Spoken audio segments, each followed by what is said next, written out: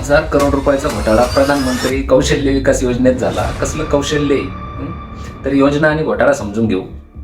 योजना 2015 आली होती युवकांना प्रशिक्षण देण्यासाठी. 2015 ते 2022 या काळासाठी 14,500 करोड रुपये मंजूर झाले होते. आतापर्यंत 10,000 करोड रुपये समजा त्याच्यात खर्च झाले. आता घोटाळा काय? योजना असं क्लेम करते की आम्ही 95-96 लाख युवकांना प्रशिक्षण दिले, पण त्याच्यावरती कॅगचा रिपोर्ट आला.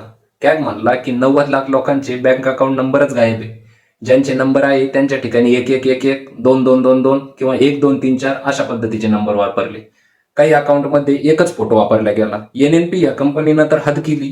तिने महाराष्ट्रासाठी समजा इथून पर्यंतचा फोटो वापरला, राजस्थानमध्ये एवढा फोटो वापरला, UP मध्ये राईट अँगल, बिहार मध्ये लेफ्ट अँगल. म्हणजे आत्मनिर्भर झाली कंपनी घोटाळा करण्यामध्ये. त्याच्यानंतर लाखो लोकांचे मोबाईल नंबर गायब आहे, फेक ईमेल ID आहे. त्यापुढे पण जाऊन 34 लाख लोकांना DBT पण नाही मिळालं, डायरेक्ट बेनिफिट ट्रान्सफर, जे या योजनेमध्ये 500 रुपये दिले जाणार होते. घोस्ट बेनिफिशियरी, फर्जी ट्रेनिंग, फर्जी प्रमाणपत्र या सर्वांनी अशी सजलेली योजना आहे. ही योजना आणून मोदीजींनी एक मास्टर स्ट्रोक मारला होता. ज्या देशाच्या पंतप्रधानाला शिक्षणाच्या खोट्या डिग्र्या दाखवाव्या लागतात, तर त्याच्यामध्ये ह्या अशा गोष्टी काही लई शॉकिंग करणारे नसतात.